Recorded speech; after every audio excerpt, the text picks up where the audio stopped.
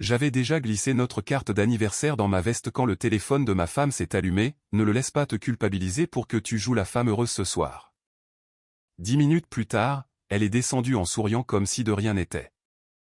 Je m'appelle Kenneth, j'ai 41 ans, et après des années de mariage avec Marissa, je pensais que j'allais à un dîner où nous pourrions enfin parler à nouveau comme des adultes. J'avais passé 20 minutes à choisir entre deux cravates parce que je voulais que la soirée ressemble à un effort, pas à une obligation. J'avais même acheté la carte en avance, ce qui semble anodin, mais cette année-là, les petites choses paraissaient être des efforts surhumains. Notre mariage était tendu depuis presque 1 an. Pas de façon explosive, pas d'assiettes cassées, de voisins qui entendent, de portes qui claquent. C'était pire, d'une manière plus silencieuse. C'était le genre de tension où quelqu'un entrait dans une pièce et le pouce de l'autre personne verrouillait immédiatement son téléphone. Le genre où ça avait des bords plus tranchants qu'une véritable dispute.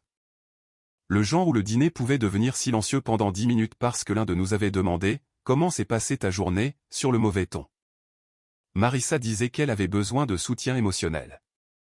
Je disais que nous devrions essayer une thérapie.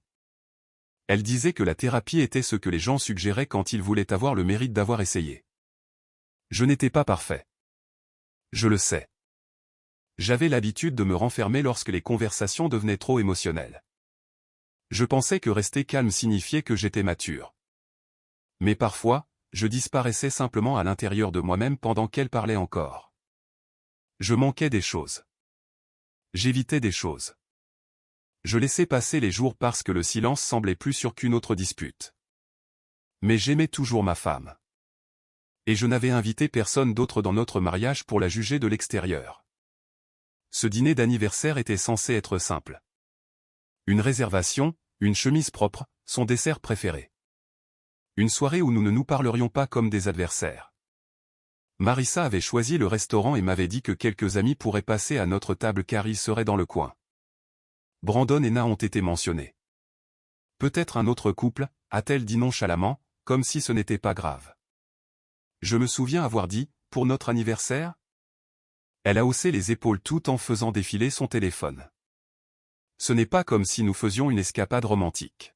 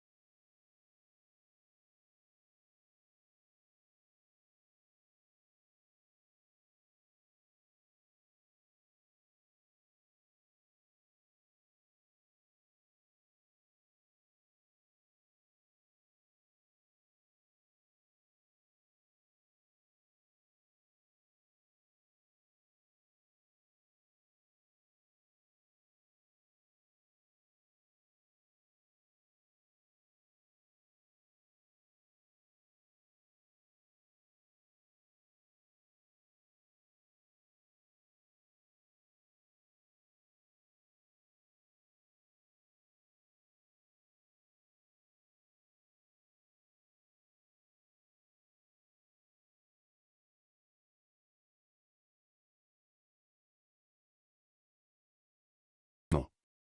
Puis une autre notification est apparue. Evan, tu mérites quelqu'un qui te voit vraiment. Mon estomac s'est glacé. Je connaissais Evan, pas très bien, mais suffisamment.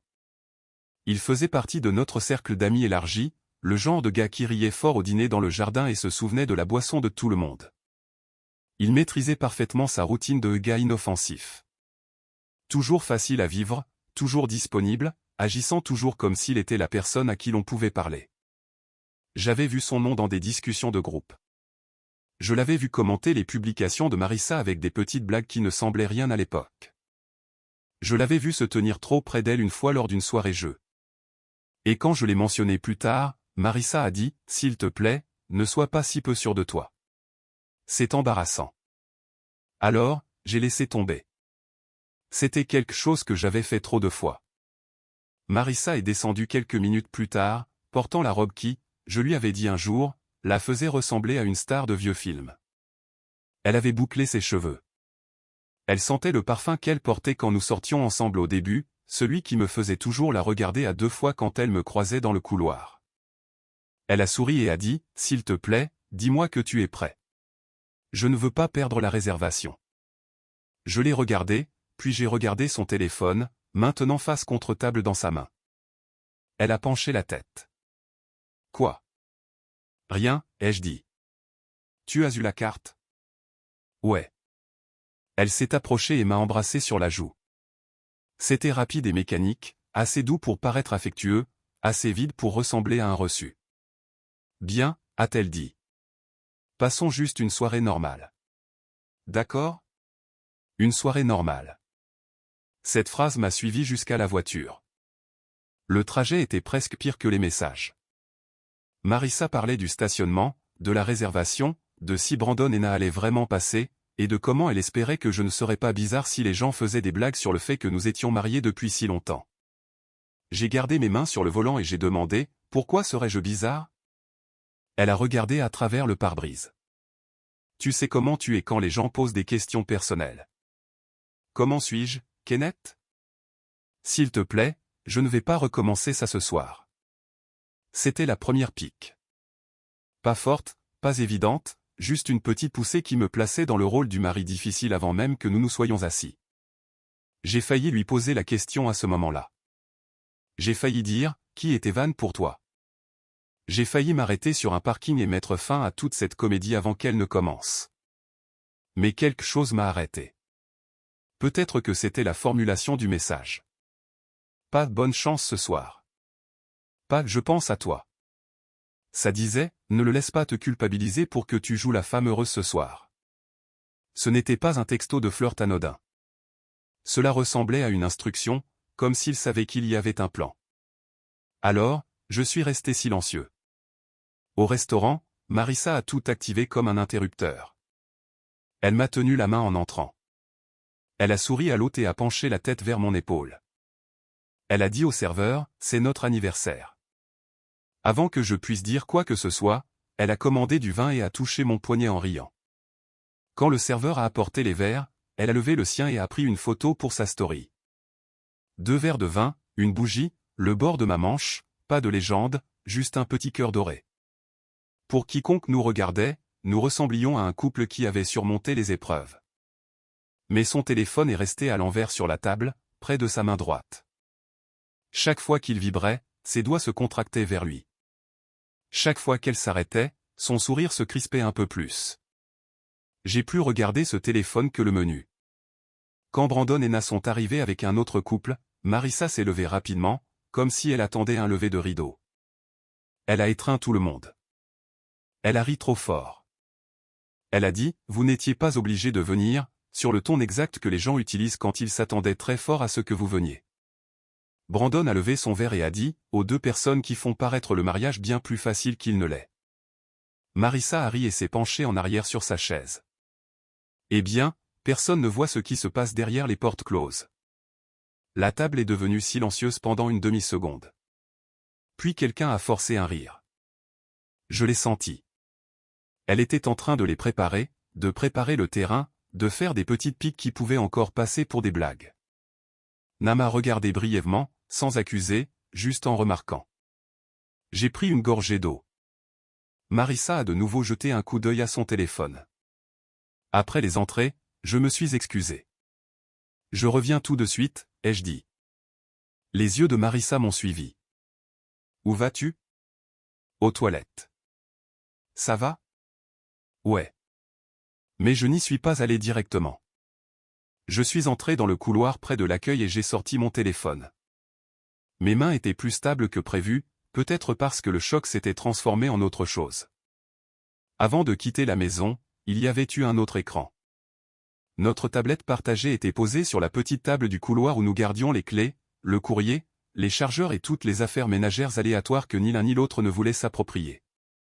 Nous l'utilisions pour les recettes, les confirmations de voyage, le streaming et le calendrier familial. Il y a des années, Marissa y avait synchronisé ses messages pour pouvoir répondre aux textos en cuisinant. Et apparemment, elle ne l'avait jamais complètement déconnecté. Quand elle était montée pour arranger sa boucle d'oreille, la tablette s'était allumée aussi. J'ai vu les aperçus des notifications. Je n'ai ouvert aucune application. Je n'ai pas deviné son mot de passe. Je n'ai pas parcouru ses conversations privées.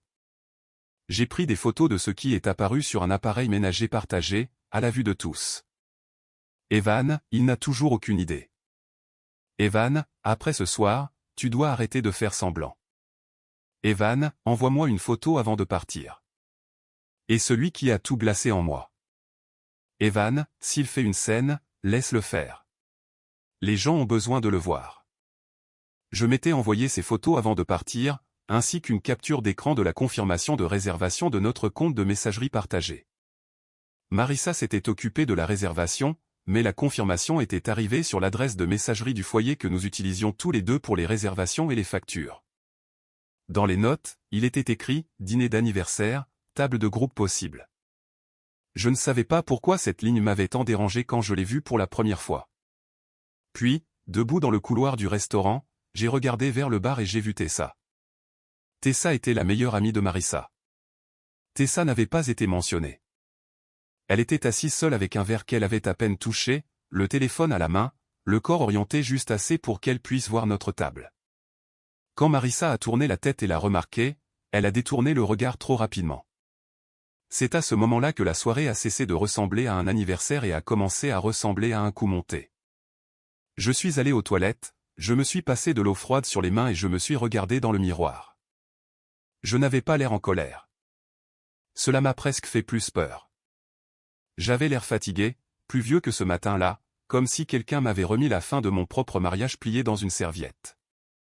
Pendant quelques secondes, j'ai eu envie de partir sans dire un mot.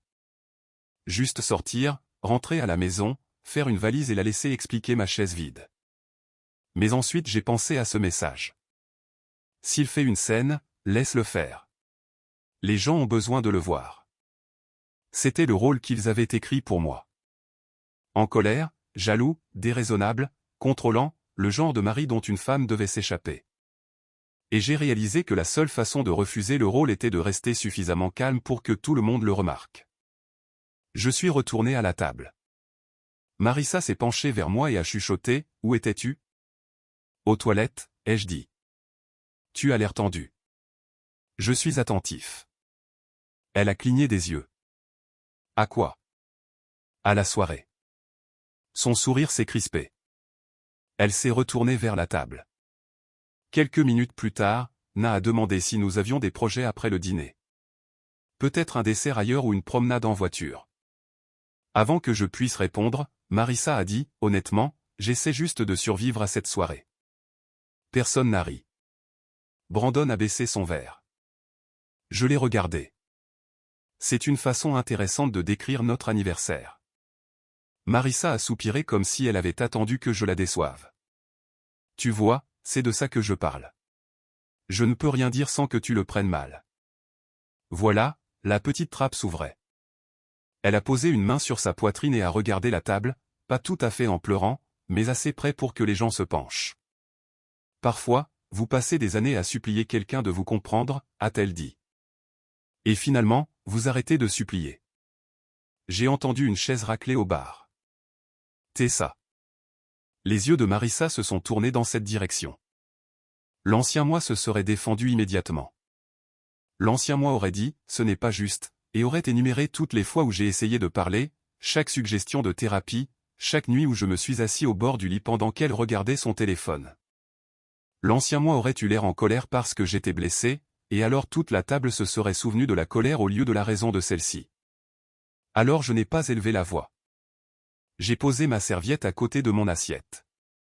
J'ai regardé Marissa et j'ai dit, si tu voulais que ce dîner soit honnête, tu aurais dû inviter l'homme qui t'envoie des textos pendant tout ce temps.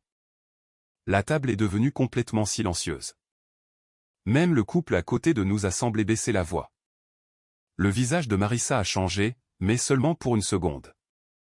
Sa bouche s'est entr'ouverte. Ses yeux se sont aiguisés.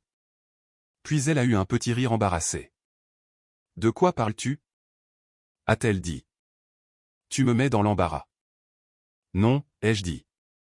Ce qui serait embarrassant, ce serait de faire semblant de célébrer notre mariage pendant qu'un autre homme te dit de ne pas te comporter comme ma femme ce soir. » Brandon a lentement posé son verre. n'a regardé le téléphone de Marissa. Marissa a chuchoté, « Kenneth, arrête. » « Je vais le faire, » ai-je dit. « Je pars avant que cela ne devienne la scène que tu espérais. » Ses yeux ont lancé des éclairs. « Tu es sérieux en ce moment ? » Je suis très sérieux. Elle s'est penchée plus près et a sifflé, « Tu as fouillé dans mon téléphone. » J'ai secoué la tête. Ton téléphone s'est allumé sur l'îlot de la cuisine. La tablette partagée s'est allumée dans le couloir. J'ai les aperçus des notifications. Je n'ai rien forcé. Tu as laissé le scénario où je pouvais le lire. C'est à ce moment-là que Tessa a atteint la table. Elle a posé une main sur l'épaule de Marissa et m'a regardé comme si j'étais celui qui rendait la pièce dangereuse. Peut-être que cela devrait rester privé, a-t-elle dit. Je l'ai regardé. Drôle, ce n'était pas le plan il y a 10 minutes. Le visage de Tessa est devenu pâle. Marissa s'est levée si vite que sa chaise a heurté la table. Tu déformes tout, a-t-elle dit. C'est exactement pour ça que je ne peux pas te parler. Tu me fais sentir folle. J'ai sorti mon portefeuille, j'ai posé assez d'argent sur la table pour couvrir mon repas et le pourboire, et je me suis levé. Je ne vais pas me disputer avec toi devant nos amis, ai-je dit. Je ne vais pas non plus rester assis ici et te laisser m'auditionner pour le rôle du méchant mari pendant qu'Evan t'envoie les instructions par texto. Brandon a marmonné, Evan. La voix de Na était basse mais claire. Marissa, est-ce que c'est vrai? Marissa n'a pas répondu à Na. Elle m'a regardé droit dans les yeux. C'est juste quelqu'un qui écoute. J'ai hoché la tête une fois. Alors laisse-le écouter maintenant. Pour la première fois de la soirée, elle n'avait rien de bien préparé à dire. Je suis sorti avant que mes mains ne se mettent à trembler assez fort pour que quiconque le remarque. Dehors, l'air de la nuit a frappé mon visage, et j'ai réalisé que j'avais retenu mon souffle pendant la moitié du dîner. Les lumières du parking bourdonnaient au-dessus de ma tête. Quelque part derrière moi, la porte du restaurant s'est ouverte. Kenneth. J'ai continué à marcher. Kenneth, n'ose pas me laisser ici. Je me suis tourné à côté de ma voiture. Marissa est venue vers moi rapidement, une main agrippant sa pochette, ses yeux brillants de fureur et de panique. Elle a tendu la main vers mon bras. J'ai reculé. Ne me touche pas en ce moment. Elle s'est figée. Tu viens de m'humilier le jour de notre anniversaire, a-t-elle lancé. Tu as prévu un public pour l'effondrement de notre mariage. Ce n'est pas ce que c'était. Tessa était au bar. Sa bouche s'est refermée. J'ai dit, à partir de maintenant, tout ce qui concerne notre mariage se fera par écrit. Elle a ri, mais cela sonnait effrayé. Tu es dramatique. Non, ai-je dit, je suis clair. Tu vas vraiment me laisser planter ici? Tu as invité des renforts. Certain. Je suis monté dans ma voiture et je suis parti. Je n'ai pas accéléré. Je n'ai pas frappé le volant. Je n'ai pas crié. Je suis juste rentré à la maison avec la radio éteinte, écoutant ma propre respiration comme si elle appartenait à quelqu'un d'autre. Au moment où je suis arrivé, mon téléphone avait 6 appels manqués de Marissa, 3 de Tessa et 1 de Brandon. Je n'ai répondu à aucun d'entre eux. Marissa a texté en premier. Tu as violé ma vie privée. Je me tenais dans la cuisine, à côté du même îlot où son téléphone s'était allumé, et j'ai tapé lentement ma réponse. J'ai vu des notifications qui sont apparues sur des appareils partagés et sur un écran de verrouillage à la vue de tous. N'appelle pas cela de la vie privée pour éviter de discuter de la trahison. Quelques minutes ont passé. Puis elle a écrit, ce n'était pas physique. J'ai répondu, tu as laissé un autre homme te coacher sur la façon de me traiter pendant notre dîner d'anniversaire. Tu lui as donné un rôle dans notre mariage qu'il n'avait aucun droit d'avoir. Ne minimise pas cela parce que tu n'as pas utilisé le mot aventure au point. Les points de frappe sont apparus, ont disparu, sont réapparus. Puis est venu le message que je pense qu'elle a regretté d'envoyer. J'avais besoin de quelqu'un parce que tu me faisais me sentir seul. J'ai fixé ce message pendant un long moment. Pas parce que ça ne faisait pas mal. Ça faisait mal. Ça faisait mal parce qu'il y avait assez de vérité là-dedans pour me donner envie de me punir. J'avais été distant. J'avais été difficile à atteindre. J'avais trop souvent choisi le silence. Mais ensuite j'ai pensé au message d'Evan. J'ai pensé à Tessa au bar. J'ai pensé à Marissa souriant au serveur pendant qu'un autre homme lui disait comment ne pas se comporter comme ma femme. Alors j'ai écrit, j'ai proposé une thérapie 3 fois. Tu as dit à Evan que je voulais seulement une thérapie pour bien paraître. Ce n'est pas de la solitude. C'est de la modification de la vérité jusqu'à ce que quelqu'un d'autre te donne la permission de faire ce que tu voulais déjà. Elle a cessé de répondre. Près d'une heure plus tard, Brandon a rappelé. Cette fois, j'ai répondu. Il semblait mal à l'aise dès la première respiration. Je n'essaie pas de me mêler de ça, mec. Je sais. Je voulais juste dire que ce qui s'est passé ce soir n'était pas comme Marissa l'a décrit après coup. J'ai fermé les yeux. Qu'est-ce qu'elle a dit? Que tu as pété un plomb parce qu'elle a des amis masculins. J'ai failli rire, mais rien n'est sorti. Bien sûr. Na a entendu ce que tu as dit. Nous avons tous les deux vu Tessa au bar. Marissa a dit aux gens que Tessa se trouvait là par hasard, mais ça ne semblait pas vrai.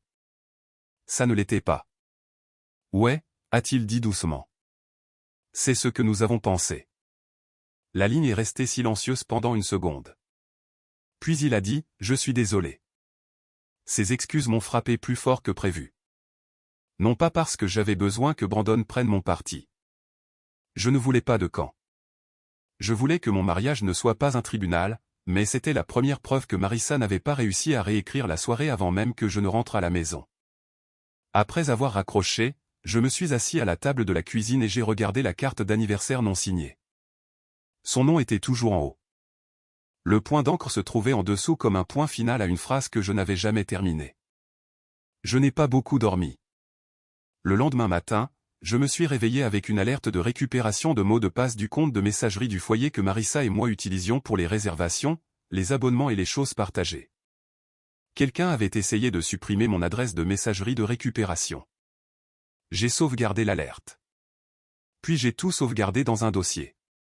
Les photos des notifications, la confirmation de réservation, le texto de Marissa d'après-dîner, l'heure de l'appel de Brandon. Je n'ai rien posté. Je n'ai pas envoyé de capture d'écran à la discussion de groupe. Je n'ai pas transformé ma douleur en divertissement. Mais je me suis assuré que la vérité existait quelque part en dehors de ma mémoire. Cela importait plus que je ne le pensais. Quand vous vivez avec quelqu'un qui peut déformer l'histoire tout en ayant l'air blessé, vous commencez à douter de votre propre version des événements. Vous commencez à vous demander si peut-être vous avez semblé plus dur que vous ne le vouliez. Peut-être que vous avez mal compris. Peut-être que vous avez manqué le contexte. Peut-être que le problème était vraiment votre ton, votre timing, votre visage, votre silence. Les preuves ne m'ont pas fait sentir puissant. Elles m'ont fait sentir sain d'esprit. Cet après-midi-là, j'ai pris rendez-vous pour une consultation avec un avocat matrimonial. Non pas parce que j'avais décidé de toutes les réponses finales ce matin-là. Je ne l'avais pas fait. Une partie de moi voulait toujours que Marissa rentre à la maison, s'assoie et dise la vérité sans que j'aie à la lui arracher. Une partie de moi voulait toujours que notre mariage soit meurtri au lieu d'être brisé. Mais j'en avais fini d'être la seule personne à agir comme si les conséquences étaient cruelles. Marissa est rentrée vers l'heure du dîner. Elle était silencieuse, mais pas paisible. C'était une stratégie. Le silence. Un silence prudent. Elle a posé son sac à main sur une chaise et s'est tenue en face de moi dans la cuisine. Evan ne veut plus être impliqué, a-t-elle dit. Je l'ai regardé. C'est de ça que tu voulais parler? Ses yeux se sont remplis de larmes. Il pense que c'est devenu trop compliqué. Voilà. Le karma auquel elle ne s'était pas attendue. Evan aimait être l'homme au téléphone. Il aimait être la voix compréhensive, le réconfort de fin de soirée, la personne qui la voyait vraiment. Il aimait être important tant que notre mariage existait encore autour de lui comme un mur, le protégeant de toute responsabilité.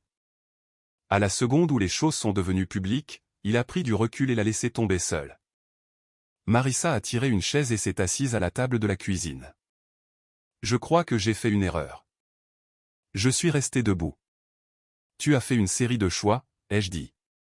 Elle a tressailli comme si j'avais élevé la voix, même si je ne l'avais pas fait. Je me sentais invisible, a-t-elle chuchoté. Je crois que tu te sentais comme ça, ai-je dit. Je crois aussi que tu as utilisé ce sentiment pour justifier de mentir, de réécrire notre mariage et de laisser un autre homme te dire comment te comporter envers moi. Ce ne sont pas les mêmes choses. Elle s'est mise à pleurer plus fort. 1 an plus tôt, je me serais précipité pour la réconforter juste pour arrêter la douleur dans la pièce. Je me serais excusé pour ma moitié, puis j'aurais accidentellement absorbé la sienne aussi. J'aurais dit, je suis désolé de t'avoir fait sentir seul. Et d'une manière ou d'une autre, nous aurions terminé la nuit avec moi promettant de faire mieux alors qu'elle n'aurait jamais admis ce qu'elle avait fait. Mais quelque chose avait changé. Ou peut-être que rien n'avait changé. Peut-être que j'avais enfin remarqué ce que le silence m'avait coûté. Marissa a essuyé son visage. Je n'ai pas dormi. Moi non plus. Je n'ai jamais voulu que tu le découvres comme ça. Cette phrase fait beaucoup de travail. Elle a baissé les yeux. J'ai dit, si tu veux la moindre chance de réparer ça, tu coupes tout contact avec Evan complètement. Tu dis la vérité en thérapie. Tu arrêtes d'appeler la trahison au soutien émotionnel et tu arrêtes de me transformer en méchant pour que tes choix paraissent plus propres. Elle a dégluti. Et si je ne peux pas faire tout ça tout de suite, alors nous nous séparons. Elle m'a regardé comme si elle ne reconnaissait pas la langue que je parlais. Tu ferais vraiment ça? Oui. Après tout? À cause de tout. Les semaines suivantes ont été laides d'une manière silencieuse. Marissa a essayé plusieurs versions de l'histoire. Dans l'une, je l'avais humiliée pour une amitié inoffensive.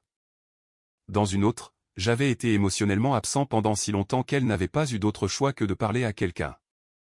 Dans une autre, le dîner n'avait jamais été censé être une rupture publique, et la présence de Tessa n'était qu'un mauvais timing. Mais les gens en avaient vu assez. Pas tout, mais assez. N'a cessé de répondre aux vagues commentaires de la discussion de groupe sur les réactions toxiques. Brandon a dit directement à Evan de ne pas venir aux événements de groupe pendant un certain temps. Un autre ami m'a envoyé un court message qui disait « Je n'ai pas besoin de détails. J'espère juste que tu vas bien. » Tessa m'a texté une fois. Je pensais l'aider à quitter une mauvaise situation. J'ai fixé ce message pendant un long moment avant de répondre. Tu l'as aidé à en créer une. Elle n'a pas répondu. Marissa a accepté la thérapie, mais la première séance m'a dit presque tout ce que j'avais besoin de savoir. Le thérapeute lui a demandé ce qu'elle croyait avoir fait pour briser la confiance. Marissa a joint les mains sur ses genoux et a dit « Je ne voulais pas que ça aille aussi loin. » Le thérapeute a attendu. Et j'ai attendu, a ajouté Marissa. J'étais seul. C'était vrai, peut-être, mais ce n'était pas une prise de responsabilité. Le thérapeute a demandé « Avez-vous dit à Evan des choses sur Kenneth que vous n'aviez pas discuté honnêtement avec Kenneth ?» Marissa a commencé à pleurer et a dit « J'avais l'impression que Kenneth ne m'entendrait pas. » Encore une fois, peut-être vrai. Toujours pas une réponse. Quand le thérapeute a posé des questions sur la présence de Tessa au restaurant, Marissa a dit « Je voulais juste un soutien à proximité au cas où les choses deviendraient difficiles. » J'ai dit « Les choses étaient conçues pour devenir difficiles. » Marissa s'est tournée vers moi. Ce n'est pas juste. Je l'ai regardé et je me suis senti plus triste qu'en colère. Pas plus que de m'inviter à un dîner d'anniversaire où j'étais la dernière personne à ne pas savoir que cela pourrait être une annonce de rupture. Elle n'a eu aucune réponse à cela. Après la séance, sur le parking, elle a dit « Tu m'as fait passer pour une personne horrible là-dedans. » Non, ai-je dit, j'ai dit la vérité dans une pièce où la vérité était le but. Elle a secoué la tête. Tu ne comprends pas à quel point c'était dur pour moi. Je suis sûr que c'était dur, ai-je dit. Mais la difficulté ne rend pas la chose honnête. C'est cette nuit-là que j'ai arrêté d'attendre les excuses parfaites. J'ai commencé le processus de séparation tranquillement, légalement, par écrit. Pas de publication publique, pas de fil de discussion de vengeance, pas d'explosion nocturne dans une discussion de groupe, pas de scène dramatique avec des cartons sur la pelouse. J'ai séparé ce que j'étais autorisé à séparer. J'ai suivi les conseils. J'ai gardé des dossiers.